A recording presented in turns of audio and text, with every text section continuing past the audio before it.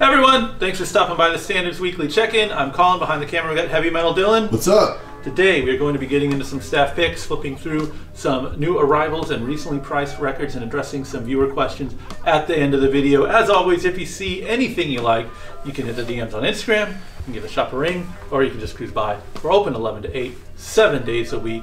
You know what? You lead, friend. I lead? You lead with the staff picks this week. That's what I've been listening to, man. Ramones' Brain Drain, underrated classic from their catalog, but everyone knows that one song. What's the one song? Merry Christmas, I Don't Want to Fight Tonight. Oh, okay. That's on here. I'm just kidding, but it has Pet Sematary. Yeah. But anyway, it's just a great album still, just song after song of, what would you call it, dude? Just greatness? Yeah, I think...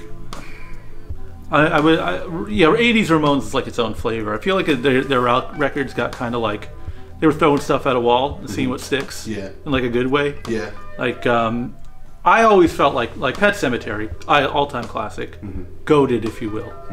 But it's like, almost like their attempt to like fit into, I don't know, like the Cult or something, or Billy Idol. Like, I feel like those, they wanted hits. Yeah. And so they tried. But then you'll also have like 00 UFO, which is possibly my favorite track on there. Learn to Listen, like really harder edge stuff. All over the map, those 80s Ramones records. But so I don't think they're the most consistent, but they're spectacular listens. Not really bad songs. Punishment Fits a Crime is kind of shitty. Yeah, there's a couple I could live without. But I love this record. I got that on cassette on a San Francisco trip one time when I was like really young. Oh, okay. And just like listen to it all the time. Just one of those things where you have the association, the album and the place. Yeah. For no good reason. Yeah, no, I feel you. But yeah, deep cut record, but nonetheless, 10 out of 10. What are you listening to? Well, funny you bring up the Ramones, Dylan. Yes. This is a live Bowie record from '78. Yeah. So it's like the Heroes era group, or the Berlin Trilogy group. You got Carlos Anzavar and Adrian Ballou on guitars. They do, and it's, I think Stage may have come out around the same time with a pretty similar track listing, but it's cool because they do a lot of early 70s material with that lineup.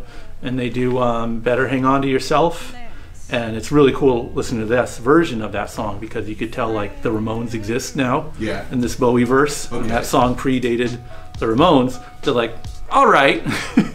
So yeah, like, you know, Bellou from King Crimson like playing buzzsaw guitar and like ramping up the speed and everything, like to fit into a post-punk economy. Very cool, very nice set. Triple LP.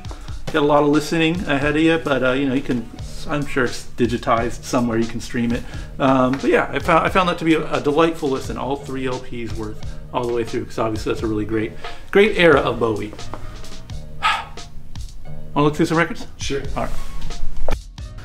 Watched a great movie today. Which was? An Officer and a Gentleman, 1981. Oh. Richard Gere. Sure. Richard Gere? Yes. The Gere or Greer? The latter. Okay. Yeah. It's a good ass movie. Yeah. I know I'm getting old as shit because I just like I don't know if I've spoken on here about my love for movies. Yeah, you have. Well, I've spoken to you about it a lot. But I feel like, okay, but I don't know if I blasted it out that it's my favorite kind of movie. Is movies that are like movies. That's a movie. Ever seen Officer and a Gentleman? No. It's cool. It's like there's a lot of what my friend Dylan would call man shit in the movies. Yeah? Yeah. Would you say someone's getting beat up? Bro, there's so many fights. Yeah. I think it won like the Best Picture Oscar the year it came out. Don't quote me on that. For best fights? Yeah, for real man shit. Yeah. Not the I'm sorry, no, it won the Manser of the year. The man. Not the Oscar, the Manser. The Spike TV Movie Award. Yeah, okay. 1981 for Richard Gere. That's sick. Or Gere, they couldn't figure it out. Yeah, like whatever. Yeah, Rob Dyrdek's on stage. Yeah, whatever. Richard Gere or Gere, I don't know. He won. Best fight. Yeah, in 81.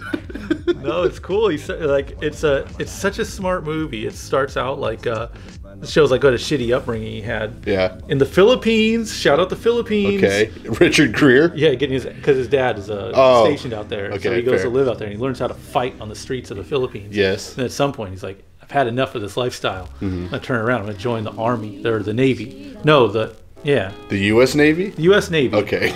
And he's going to join to be an officer. Mm-hmm. And, you know, this drill instructor is a real hard ass. Yes. So, like, you know, it's kind of, you see now he has a father figure. And he teaches him to care for other people. And it's like such a by-the-numbers character arc thing. Like, I don't care about anyone. I don't need anyone. Boy, you're never going to make it in my Navy. By the end, he's helping people out and, like, really simple stuff, but it's all super effective. And then he gets in a fight. Well, he gets in so many fights. Bro, the coolest thing you can do in a movie is a guy like, hey, you army guy, I don't like you. And you go, listen, man, I don't want to fight. Yeah. You do that in a movie, and he's like, nah, fuck you, we're going to fight. Uh-huh. And then you beat his ass. Yeah.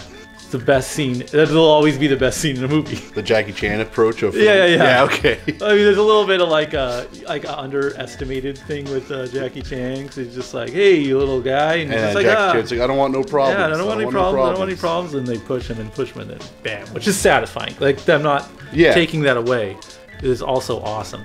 But yeah, and then he also fights the drill instructor guy. his quote unquote. Yeah, he's like, I want to quit. No, we're gonna fight. Okay. Then he's like, thank you. At the end. Nice. That's a good ass movie. Hey. I'm gonna watch this right now. Man shit. All right. Viewer questions. This is the part of the vid where we answer questions left on last week's YouTube comment section. We just got one from John DeMonico. So a lot of questions being asked in one. I'll address what I can speak on. He's talking about the Real Kids. You mess with the Real Kids? I know the name. From Boston. Yeah. Late 70s. They were really good. There's a song called Reggae Reggae, which is not a reggae song at all. It's really good. And All Kinds of Girls, I think, is probably their big hit song. Well, whatever a hit is for a band like that. Yeah. Yeah, they were really good. I do like them a lot. 2020 is he brings it up because we were talking about the 2020 record. You get some shout out to the In Excess, which is always good, and a plethora of others. If you have any questions you would like to see answered in next week's video, leave your question in the YouTube comment section. We'll address it next week. Thanks for watching, everyone. Peace.